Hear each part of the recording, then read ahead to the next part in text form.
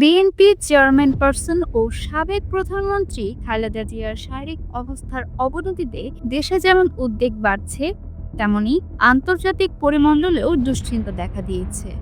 গত ২৩ নভেম্বর রাত ৮টার দিকে তার অবস্থার অবনতি হলে দ্রুত রাজধানীর এভার কেয়ার হাসপাতালে ভর্তি করানো হয়। লিভার, কিডনি, হৃদরোগ ও শ্বাস প্রশ্বাস ৪টি জটিলতা একসাথে বেড়ে যাওয়ায় তিনি এখন নেবে পর্যবেক্ষণে।